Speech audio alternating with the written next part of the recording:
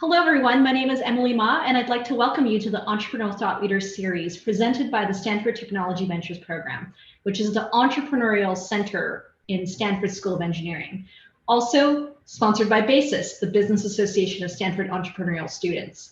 Today, I'm thrilled to welcome Jessica McKellar to ETL. Jessica McKellar is the founder and CTO of Pilot.com, an accounting firm powered by software that has raised more than 160 million in venture capital. She earned her bachelor's and master's degree in computer science from MIT. And prior to Pilot, she was on the founding teams of two other startups, Splice and Zulip.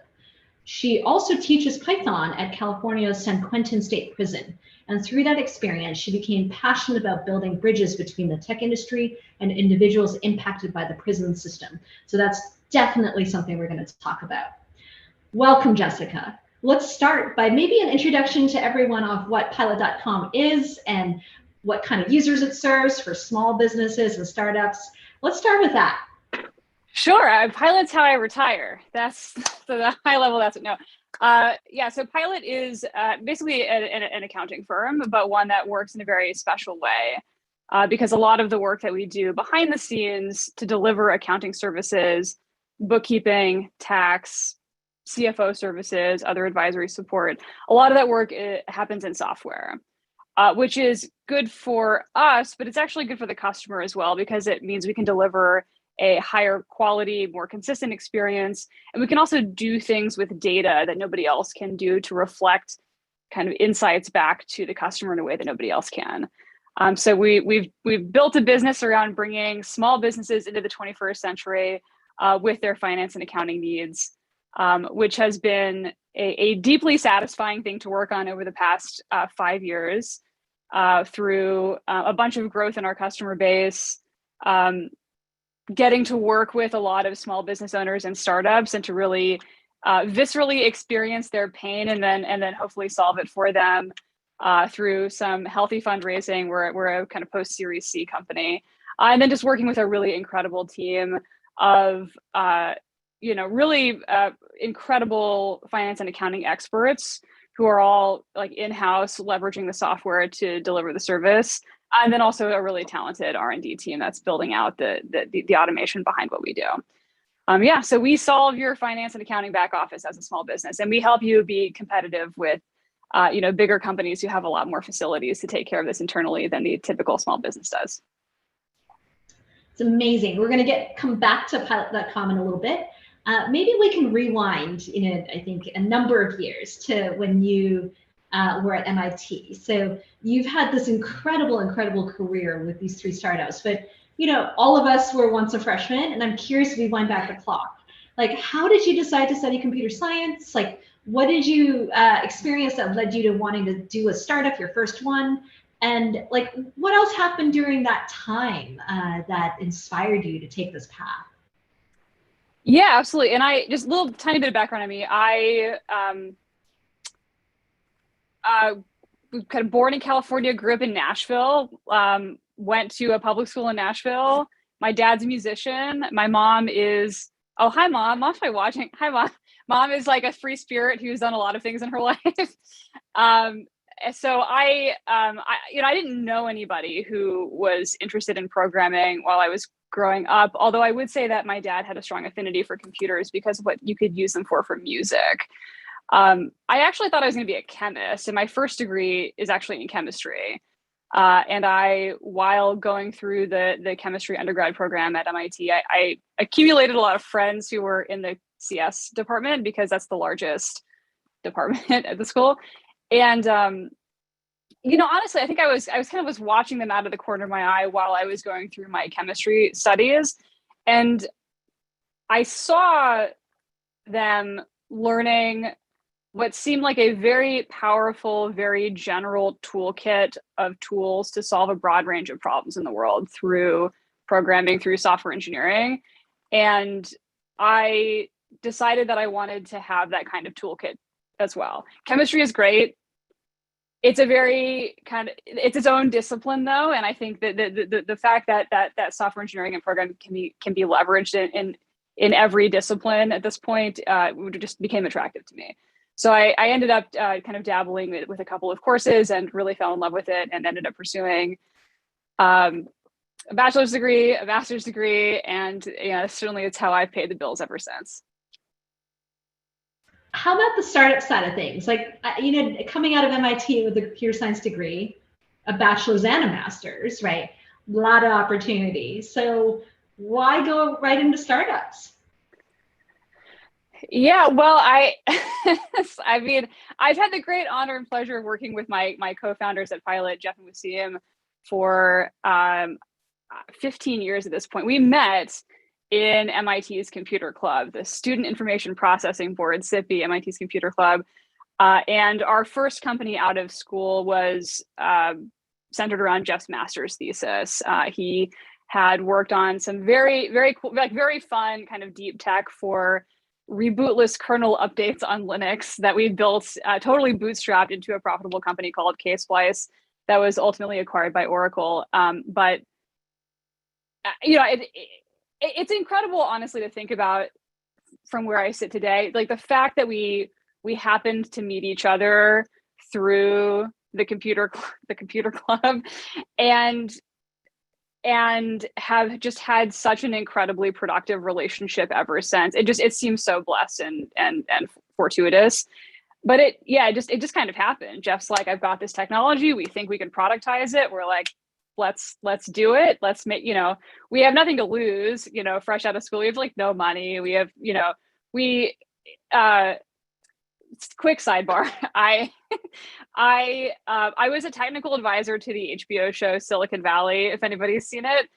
And a bunch of small like narratives in the show actually come from our experience building Splice.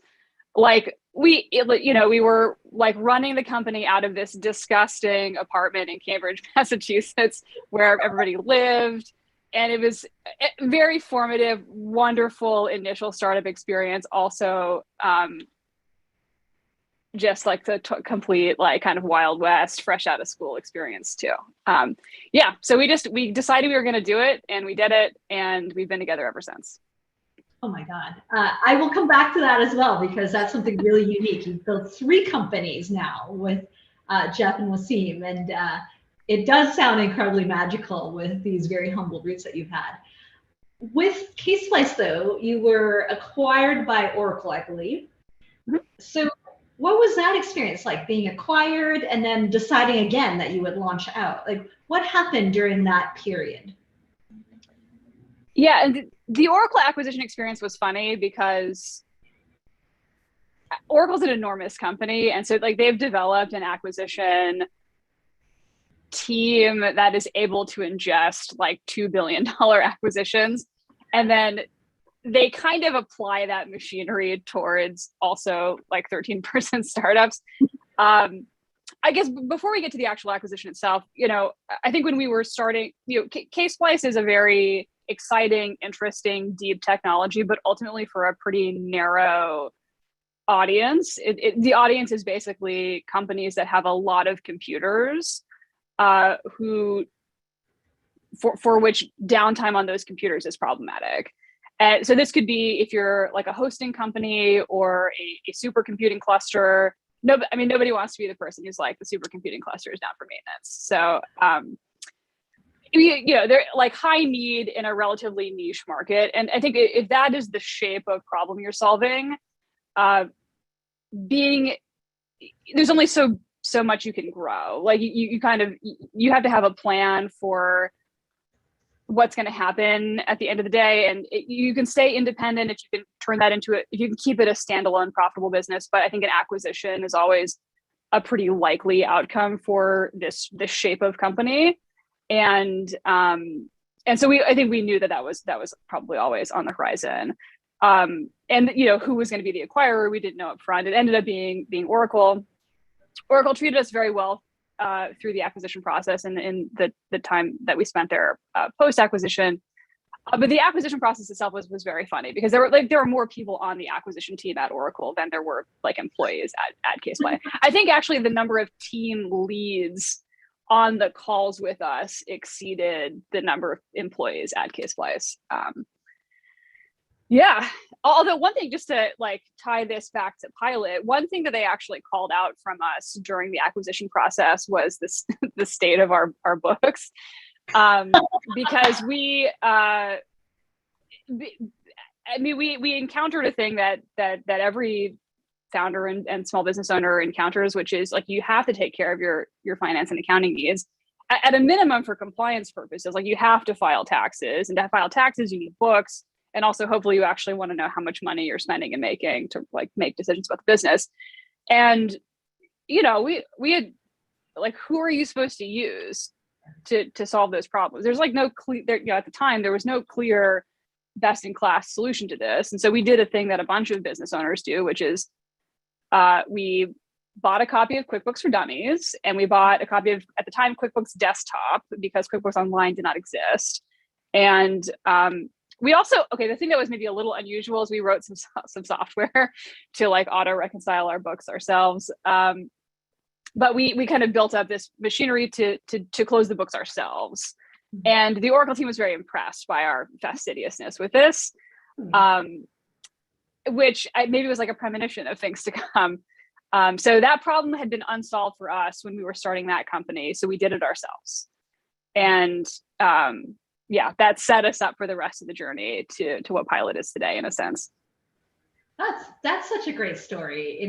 We never quite know that the things that we might do that are small to make our lives easier ultimately become the thing that we focus on. And we can never quite predict the future, but when we look backwards, the tapestry reveals itself. So thank you for being so sort of colorful and detailed in sharing that story. However, between Oracle and Pilot being founded, you had another chapter in there. So what was that about? Yes. So we had a good stint at Oracle. It might have been a year and a day.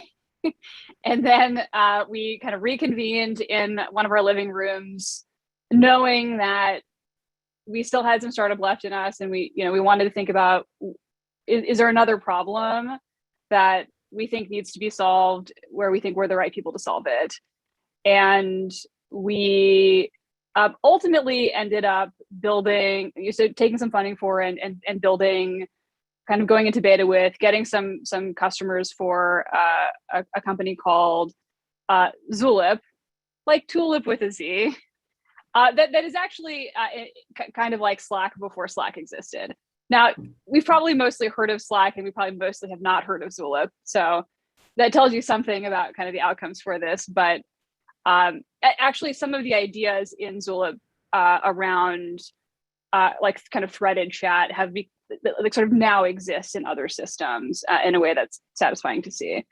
But this came out of, again, our own kind of lived experience as collaborators in a business context, and feeling like the tools that existed at the time were not meeting our needs. In particular, if you wanted to have substantive conversations over chat, conversations that you could go back to as kind of a repository of useful information. If you wanted to do that, you needed more structured information in the chats themselves, and so we built a business chat solution around that idea. Zulip actually lives on today, interestingly. Like it's like Zulip was ultimately acquired by Dropbox as part of Dropbox's interest in being a more foregrounded application for how businesses collaborate to get work done together. So kind of part of a thesis for Dropbox that has included other acquisitions. It ended up being the case that there was a fourth co-founder. His name is Tim, who actually got the IP for Zulip released by Dropbox, and he continues on today with Zulip as a very robust open source project that has like a support, like a company built around support for that open source chat product. So Zulip lives on today, which is also very gratifying to see, with a very healthy kind of open source contingent behind it. So Zulip was acquired by Dropbox, and spent a while at Dropbox. I was there for, I think, 3.5 years myself. Jeff and Wasim were there.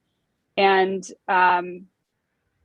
did get back together circa early 2017 and said, one more time, one more time, we really this time want to tackle a large market, with the goal of really seeing how far we can take this with solving a business need, like really reflecting on what has changed, what hasn't changed over the past 10 years, and if there's a real acute business problem that we're well positioned to solve given our experience. And that's how Pilot happened. That is so cool. Let me step back for a second. So it's been you, Jeff, and Wasim, and you sort of naturally fallen into being CTO, COO, and CEO, and yet you were all, I believe, computer science or electrical engineering majors. So all of you had gone through that sort of technical experience. How did you figure out that those are the roles that you would take? Like, what was the process for that? Were there like ways of working that didn't work that were informative? And then it seems like you guys have this incredible magical way of working now as a result of having gone through many iterations. So maybe you could share a little bit about that journey. Yeah. And you know, that stratification did happen very early. I mean, even at Splice, Wasim was the salesperson, like he was the salesperson. And today, you know, I mean, everything kind of rolls up to the CEO technically, but he really lives on the demand side with sales and marketing. Jeff really lives with G&A, and I really live with R&D and ops. I think it really comes from our personalities and interest. Wasim loves talking to people. He loves talking to customers. He loves sales. Jeff reads corporate tax law for fun. So he's kind of a behind the scenes kind of G&A operations kind of person. And then I've always loved the being on the product side, on the technology side. And I think that's been really gratifying at Pilot is actually really leaning into the operations side of things as well. So we have these phenomenal teams doing the monthly close, tax prep, CFO, AP, AR, et cetera, and really supporting those teams working with the software to deliver the service has been a really interesting texture on top of just like a pure software business. So I really enjoy that personally. But we kind of, it just kind of happened. I mean, even really just at Splice, you know, Wasim was doing sales, Jeff was taking care of a lot of the kind of legal back office stuff, and I stayed on the R&D side, and it served us well, I think. I think you're incredibly fortunate because you all had sort of natural affinities, and that was very clear. That's not always the case, right? You might have two founders that have overlapping skills.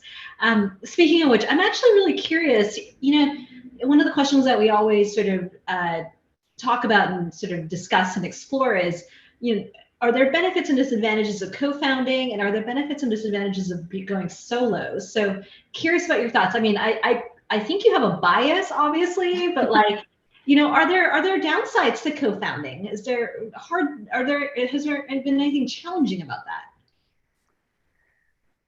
that? Well, so first, like, why do startups not work out? And maybe the number one reason is probably you're not tackling a market or a problem that you can actually build a profitable business around, can't get traction around. But a pretty common follow-up to that is probably around founder dynamics and like issues with execution that come off of the founder dynamics. So I think it's super important that a founding team, and then as you grow the broader executive team, you're building out a well-rounded team that's very high trust, is very values aligned, and where folks have clear swim lanes.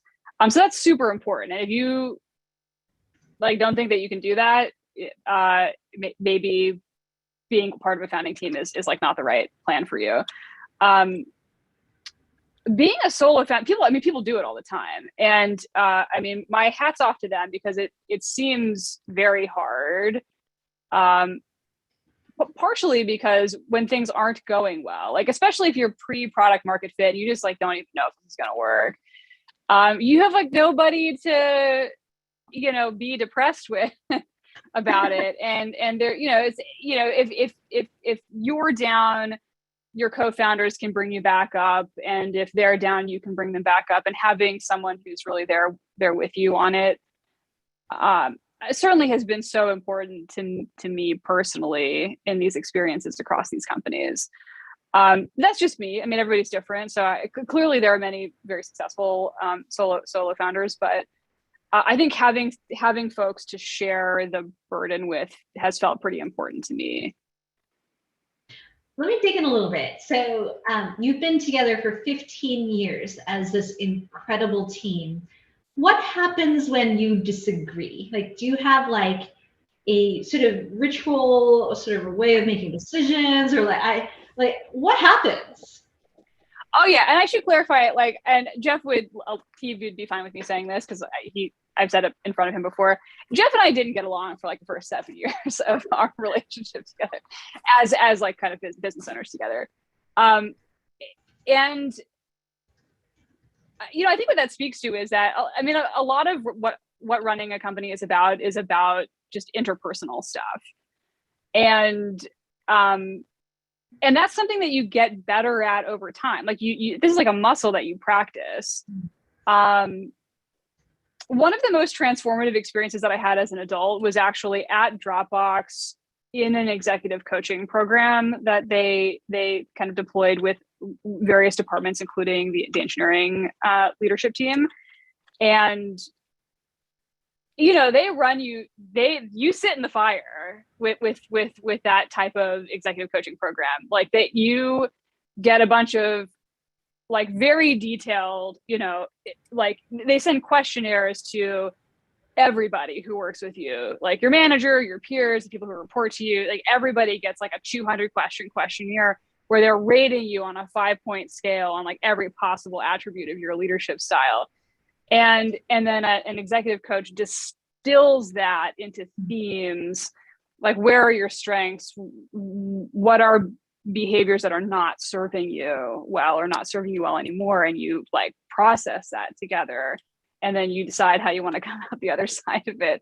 But, those types of reflections, I statements, at least for me, it made me a better leader, but it also made me like a better partner in my personal life, because it really forces you to reflect on how you engage with difficult situations, how you engage with conflict.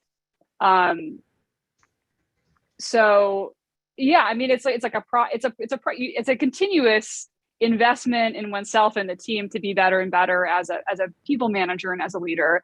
That was a really transformative experience for me, and I think I benefited from it, coming into Pilot, because that's an experience I hadn't had in the previous 2 companies.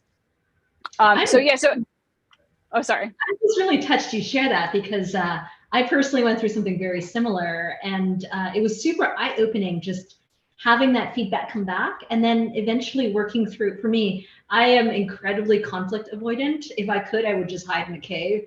And then I realized over time, and through a lot of coaching and continuous development, like you spoke about, like conflict is not always bad, right? I think sometimes we have this perception, as I was growing up, it's like, oh, conflict is not a good thing, or like culturally it's not a good thing. And yet it's kind of where the good stuff happens. It's like when people are able to be sort of compassionate and respectful and laid out on the table, you may find better solutions and better outcomes from it. And I talk about this because I think, especially for students, sometimes there's this desire to go solo because then you'll have less conflict, but actually, we're missing out on some great interactions and great opportunities to develop. Yeah, absolutely. And then to go back to your kind of direct previous question, I was like, how do we resolve conflict? Well, first, we've gotten a lot better at it, because I think we've mostly kind of sorted out our issues over the past 15 years. And so if you're coming at it from a place of there is sincere mutual trust and respect, and for me, it's like I had hangups about feeling like I had earned my place at the table, right?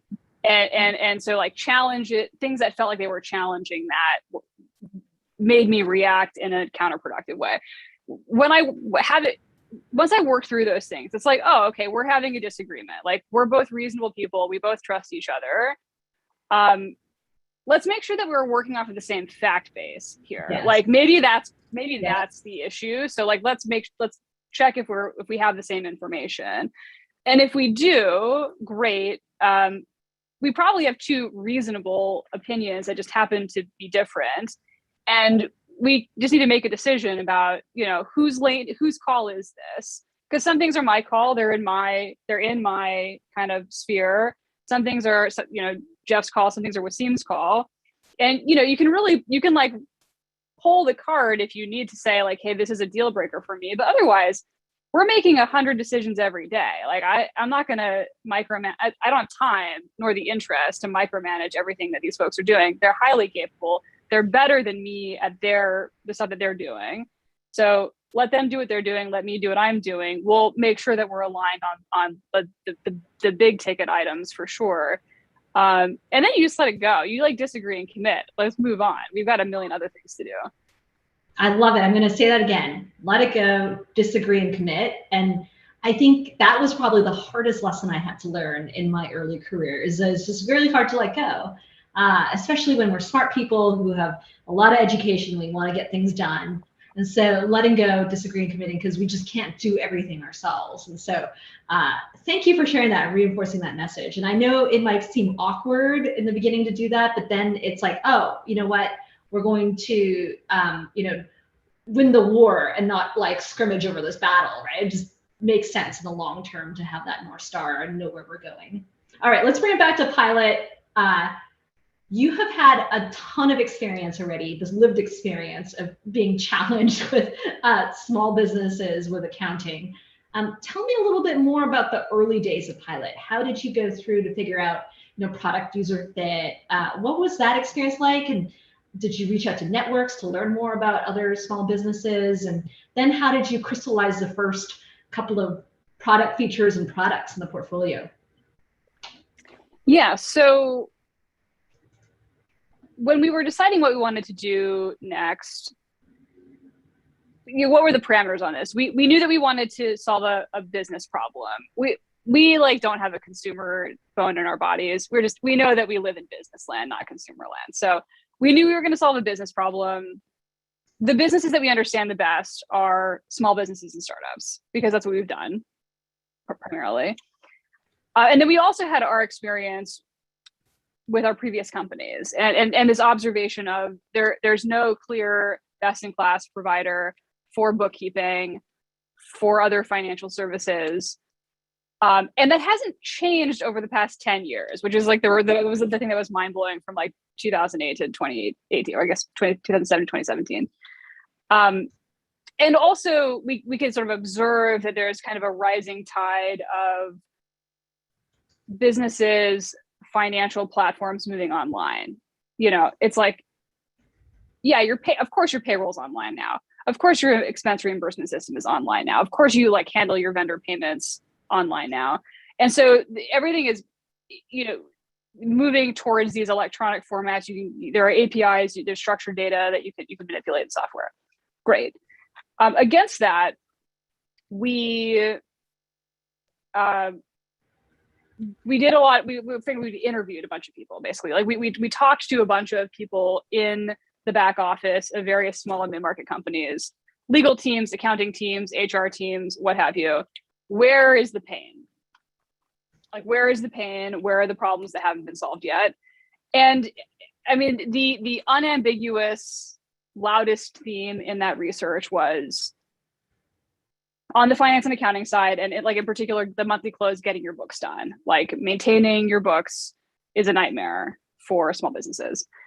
And so that was a good foundation. It's like our own experience triangulated with this feedback from other people who have this pain. And then you can triangulate that with the market. And if you look at the market, the size of the market is staggering. Fun fact, about 1 in every 100 people in the US does bookkeeping, like full or part-time. Like if you walk down the street and you you pass a pizza shop and a nonprofit and a startup and a dentist office. Like somebody is toiling in the back office trying to solve this problem like de novo for that business. And that is simply not the way that it's going to be forever. The question is who's going to make that not be the case. And it has a convenient property if you're trying to build a business, which is, again, it's basically legally required. It's not a nice to have, it's a must have. And so you have this, and it applies to every business. Like every business has to file their taxes, every business has to do their books. So if you do the market analysis, you're just like, it's like a staggeringly large market. So if you can be successful, even in a small percentage of that market, you've built like a hugely successful, profitable public company, and we're all like very pleased with ourselves.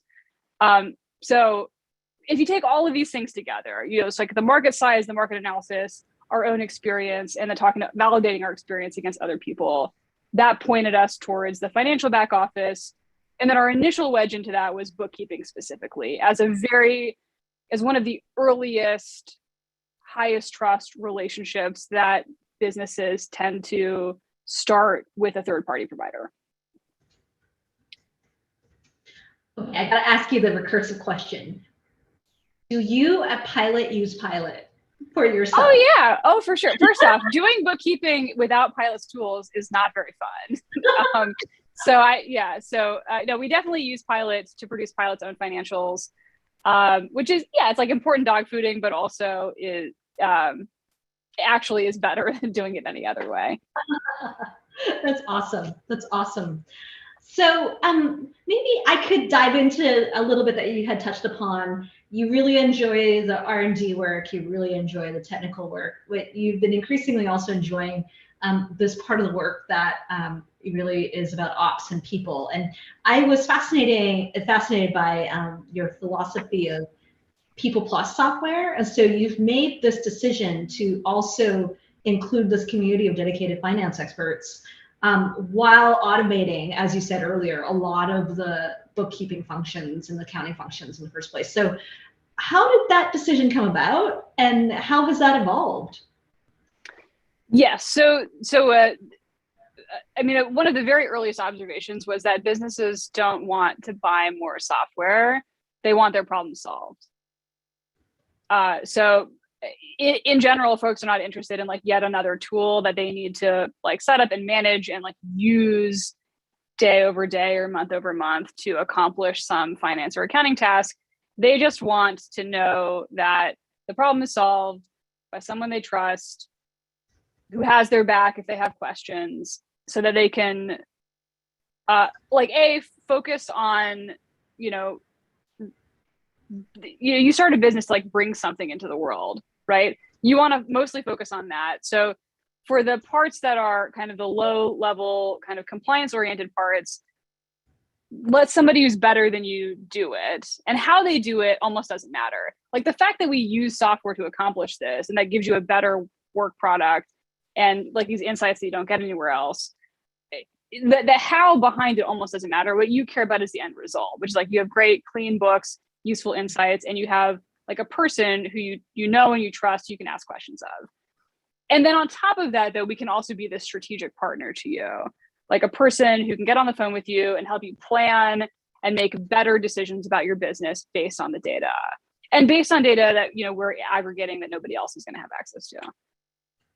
So it was always going to be people plus software. And the interface is we solve the problem for you. We're not selling you yet another tool. That makes sense. That makes a ton of sense. So instead, you created a subscription model. It's not just purchasing the software itself. It actually always comes with a financial advisor who you can trust to help you interpret the results. And I think that's such an important theme because I see so many companies out there that are like, we're going to build you dashboards that will give you insights, but it's hard. Most people don't know how to read data, and most people don't know even how to interpret insights. And so having that that human touch really, really does make a big, big difference. Well, and the dashboards are only as useful as the quality of the underlying data. And that's the other place where people can get pretty tripped up. Like if the books aren't accurate, what's a dashboard on top of them gonna tell you? Spot on, spot on. Well, you've been at Pilot now, running this company with Wasim and Jeff for 5 years, I believe. So you've built this incredible team. So lots of individuals, and I'm sure you've been involved in hiring a lot of people as the company has grown. You have a very particular philosophy around this, and I was hoping that you could take some time to share what that is, because it really is unique, and you're really at the forefront of that. Yeah, absolutely. So, well, I mean, while being a realist about why we do this, like why do I work so hard building this company? And it, a lot of that is about the economic upside of having a successful startup, right? For sure. Taking that as a given. Another thing that is really important to me is the tremendous opportunity and, I would say, obligation that you have as an employer. There are a lot of decisions that you're making explicitly or implicitly through the way that you hire and the way that you conduct yourselves, as a company and in support of employees at the company. And so I take that responsibility very seriously.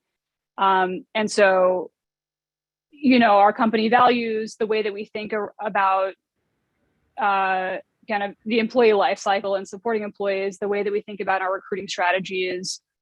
They're all an extension of like values into the world. And so you have values whether or not you say what they are. And so, being explicit about them and then, living up to them is really important to me.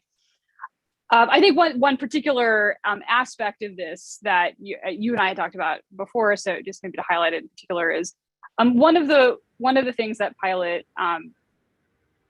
it is maybe most known for on the hiring front is kind of creating space for and changing the narrative around hiring folks who have records into all of these, great, phenomenal tech jobs that have great benefits and great pay and all this career growth potential. Like, it's like the economic upside, again, of being at a tech company is so tremendous and can really change the lives of people and their families.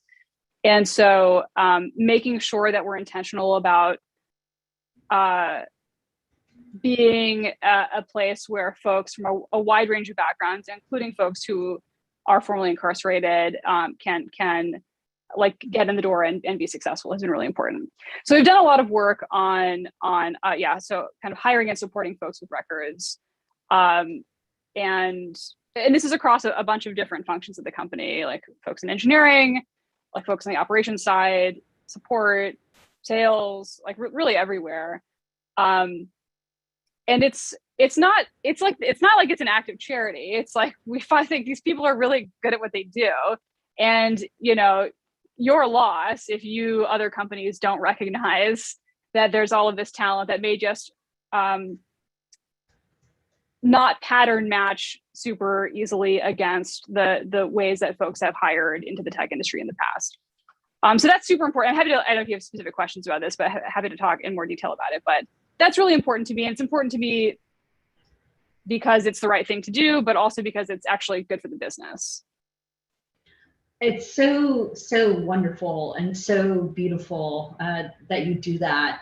How did you find your way into that sort of work? Was it through the volunteering at San Quentin that you learned about the population and got to know individuals? Was it through something prior to that? I think everyone has their own journey into caring about the kind of carceral state, but I think that this started for me with an interest in the law and how the law impacts our lives. And I first started volunteering at San Quentin kind of under those auspices. But what happens is you if you're going inside of a prison regularly, you like meet a bunch of folks who are like super smart, super talented, are in some cases they're going to need jobs at some point, and you're like, well, heck, I need a salesperson, I need an engineer, like I need a customer support person. Like, would you like to, it would be my pleasure if once you get out you could work at this company, because we're absolutely in need of talented folks like you. So I think it comes from like, who do you know? Like who are you in community with? Who are you spending time with? And realizing that there are tons of super talented folks who happen to currently be in prison or who maybe used to be in prison. And this is, outside of Pilot, this is like a very central kind of part of my life outside of work. I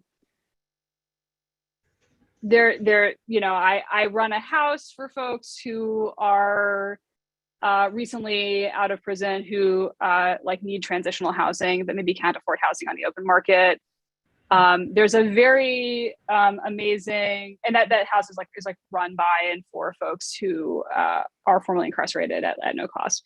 There's a phenomenal group of kind of current and aspiring software engineers called Underdog Devs, where we've built up a community and a stipend program to help folks pivot their careers into software engineering if coming from a background where you face a tremendous employment discrimination usually if you have in particular a felony conviction on your record. And so kind of creating the space and the support network and a referral network to help folks land jobs through that community. And again, I think what's important about that is, again, it's kind of by and for folks who are formerly incarcerated. So really centering the folks who are impacted in the strategy and the work that is done. So I a lot of my time outside of work is spent on prison stuff. But it's wonderful that it can be connected to the work. The work at work and the work outside of work are deeply connected in that it's spending your time on extending your values into the world, while also building a really great business. And that's been a deeply satisfying dimension to my adult life, is being able to keep these things all connected. I'm so glad we took time to dig into the story. It was the one that actually attracted me the most to sort of explore this topic. And it's hard to bring our life with our work lives. And when we can do that, we're really, really fortunate.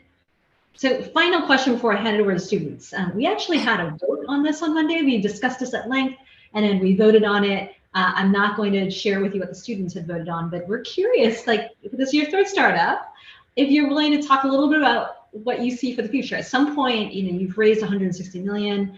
The investors are looking for their returns. What does that look like? What does the exit look like? Yeah, well, and I think this goes back to, kind of what is the shape of the company? What's the business model? What's the size of the market that you're tackling? And we were very intentional in starting Pilot about tackling a market of a size where there was a very, I think, clear, strong path to staying independent indefinitely, building out a suite of products that allow you to continue growing as an independent company indefinitely. And so I certainly think the most likely outcome for Pilot is that we, stay independent, we IPO, and at some point I'll retire and my full-time job will be decarcerated in California. But for now, I'm very, very happy continuing to be at the helm, building this really remarkable company with this incredible group of people. Well, we will all be cheering you along, and hopefully you might hire some of our students at some point for internships and whatnot. So with that, I'm super, super, super thankful for the conversation. We have a ton of questions. We're going to go into student questions now. Let me start with, let's see, I can organize through this. Number one, what are Pilot.com's core values? You said that whether or not you state them, you're going to have them. So what are your core values and how do they contribute to the work culture and ethos? Yeah. So we do have values, and I'll tell you what our actual company values are. And that's maybe not the totality of the story, right? There's a lot of texture to folks, hundreds of people coming together to work together and collaborate every day. But I'll literally just tell you what the values are, and then maybe kind of why they are. And I think the theme, the meta theme for the values is that I think you'll see that it's very rooted in quality and collaboration and wanting to do the right thing by each other. So the first value is care more than they expect. And that's true about how we engage with our customers. That's true about how we engage with each other, with candidates, but care more than they expect and create delight through that care. Build trust through that care. Get the details right. Another value is do it well or don't do it. Which can be a little, that one can start some arguments sometimes, but it's important to focus, maximize your commitments behind what actually matters the most, and like actually follow through on them, build it well. If you're not really hitting the mark with like the core value prop, the core thing that you're trying to do, being distracted by other things is not going to help you. So, focus on what matters, do it well or don't do it. The next value is fix the systemic issue. Yeah. So, every failure is an opportunity, but only if we take the time to learn from it. Especially in the work that we do, which is like kind of complex, often very subjective finance and accounting activities. If there's like a mistake somewhere, it's basically never someone's fault. It's like, could we have built a more resilient system? Make it easy to do the right thing. So make sure that we're being rigorous in our root cause analysis and make sure that we're fixing the systemic issue. The next value is, there aren't that many more, I promise. The next value is share the work and the win. So it's only a success if we get there together. Have each other's backs, be a helper, and take the time to celebrate together. And then the last value is seek justice. So use Pilot as a platform to actively correct injustice in the world. Huh. Yeah. Oh, last one is like front and center when it comes to the work that you do with incarcerated. That's wonderful. You've baked that in very, very deliberately. Yeah. And I think what's important to highlight about this is like Pilot is not, this is an incredibly high performing team. Like the team at Pilot is so phenomenal, like across all of our departments, an incredibly high performing team, an incredibly successful company on an incredible trajectory. It's not like we're making a compromise here. It's like doing the right thing is a part of being successful. And I hate it when folks try to, if people try to imply that that's like not what's going on sometimes. It's like, hey, no, we're great and we're a diverse and inclusive team. And we have all of these people from a wide range of backgrounds that have come together across disciplines. And, it all comes together. It's not like we're making trade-offs here. So I'm very passionate about that. I think it's amazing. You've almost found this like secret, right? There's this incredible population of folks that very few people tap into because of whatever reason, right? Like social reasons or, risk reasons or whatever it might be. And yet you've harnessed that and you're helping others also harness it over time. And so it's win-win. It's across the board, as you said. People just don't realize it and you've uncovered it. All right, next question. The question is, did you ever encounter opposition in your decision to hire incarcerated folks, and how did you overcome that? Basically, no, honestly. There was some internal discussion kind of setting up the framework for how, and it's not just about hiring, it's like, let's make sure we're actually setting folks up for success. And like, we have the internal infrastructure to do that. But I think once we had that commitment, like what precisely would we be worried about here? Because if we're interviewing someone, there's like our full interview process, the same that we would with anybody else. We're evaluating someone on what they bring to the table as who they are today, not who maybe they used to be. So what's the issue? I think there could be some theoretical like PR concerns here, and it's like, suck it up. It's going to be fine. And it has been fine. Like it's been totally fine. What we've succeeded in doing is hiring a bunch of really talented people, and that's been the consequence. Let me ask like a sort of a follow-up question to that. Why are other companies so hesitant, or why haven't they also uncovered this incredible sort of population of folks who are incredibly smart and talented? Well, I think some of it is around bias that is rooted sometimes in like bad like bad data or bad information, like maybe beliefs about recidivism rates or what have you. They're like, frankly, actually they're just wrong. Like if you know, I think I can be very confident from my personal experience, but also from the data with, let me tell you, I've had way more like issues with, you know, some new grad misbehaving, no offense to folks in this group, than like a person who did 20 years and got out on a life sentence after a commutation. Like no contest where the issues show up in the workplace. So, you know, what is this? It's like, what's this really about? You're bringing together a bunch of people to be adults together and do work together every day. And like, so every once in a while, someone's like not going to work out, like for like performance reasons, or, you know, they do something that's inappropriate, or, you know, some kind of misbehaving or what have you. And that's like why you have an HR team and you have good policies and procedures, and you don't build a company, you know, where nothing bad ever happens, but, you know, you're responsible about how you know, evaluate folks you bring into the company, and then like you react as responsible adults within clear frameworks when there are issues, and then you're just people doing a job together. I love it.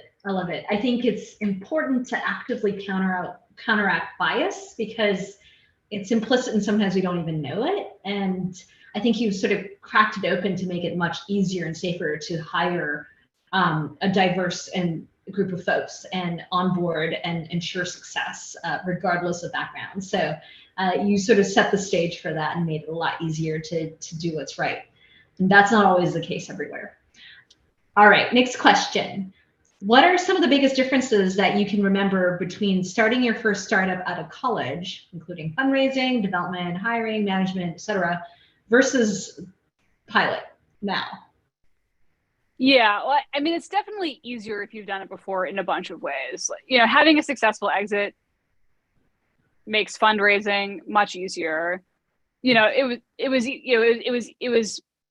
we're fortunate. We're so fortunate, but we're fortunate that fundraising for the second company was relatively easy coming off of the success of the first company, doubly so for Pilot coming off of the second acquisition. So some like the credibility that you gain from those experiences for fundraising, also for hiring, you know, oh, hey, these founders know what they're doing. Like they've done this before. They're going to build a responsible company. You know, it helps with hiring as well. And then you also just like, you've done the mechanics before, you know, it's like setting up the infrastructure for a company. You've got, you know, you need to incorporate, you need, you know, comp bands, and you get like a stock compensation strategy, and you administer payroll, and, you know, when the toilet gets plugged, you got to shovel it because nobody else is going to do it because you're a 10-person startup initially. Like you've done it all before, and it's easier to do it again. So I think just like the wisdom of having done it before and being a little bit older makes everything easier. We really do a lot of toilet plunging though in the early days. So if you don't like view that as part of the purview of a founder, maybe what you want to be is like the first engineering hire and maybe not a founder, because you're the shit umbrella, which is good. I like being the shit umbrella, but it's not for everybody. Maybe not every day. Maybe every there's day. Also a lot of joy in it, but you know, yeah. You know, I think sometimes we forget that startups are not that glamorous, right? There's so much of it. Like there's so much work. Or you can, like, I work so hard, but I love what I do. I love who I work with. The upside in the success case is transformative, and that's you know, that's why I do it. All right, maybe the last question. I get to ask the final one after that. In hindsight, one can justify that everything happens for a reason. If you could go back in time, let's say 5 years to when Pilot was just started, are there any things you would go back and tell yourself to do differently? Yes.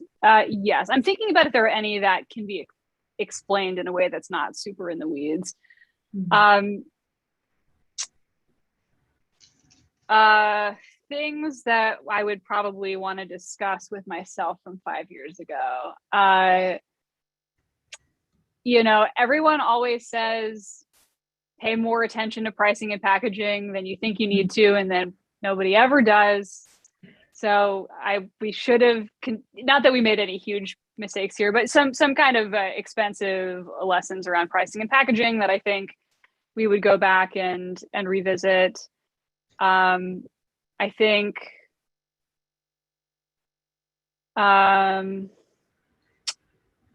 maybe on the operations side,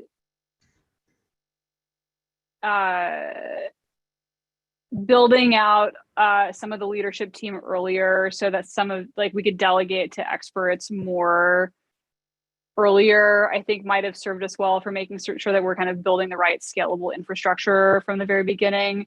The way that the company started, literally Jeff Wassim and I did the bookkeeping manually for our initial customers when we had no software. And we actually have stayed kind of shockingly close to the details on this in a way that has served us very well in some ways, but you don't ever want to be a bottleneck. Like, you as an individual don't ever want to be a bottleneck on your own, the company's growth. So maybe a little bit of reflection on building out the team on the right timeline to really be able to delegate out the expertise. We did a lot of things right, I think. And so I have a lot of very positive reflections on, COVID was like a sort of a weird black swan event for businesses. And we weathered that remarkably well due to some choices that we made around kind of managing burn and being smart about fundraising timing. So there's a lot of stuff that I look back on, and I'm like really proud of the discipline that the team had that gave us optionality to navigate COVID in a smart way. But those are some things that I would reflect on. Pricing and packaging. So everything is pricing and packaging. Don't ever underestimate it. All right, final question. Since we went back 5 years, let's go back to freshman year. If you could tell yourself one thing when you were a freshman at MIT, what would that be?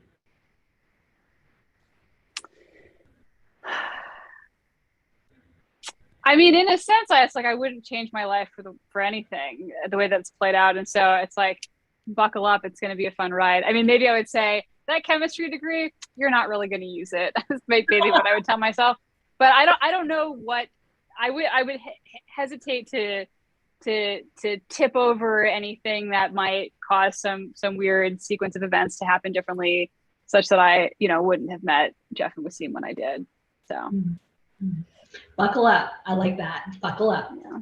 All right. Well, with that, thank you so much. That was super fun for me to chat with you. I really enjoyed myself just deeply. And to our audience, thank you again for tuning into the session of the Entrepreneurial Thought Leaders series. Next week, we will be joined by Pial Kadakia, who is the founder of ClassPass. You can find that event and other future events in this ETL series on our Stanford eCorner YouTube channel. There's tons of videos, podcasts, articles, and more on about entrepreneurship and innovation at Stanford eCorner. So there is a site, ecorner.stanford.edu. Check that out. Highly recommend it. And as always, thank you for tuning in on your Wednesday afternoon. Good night, everyone.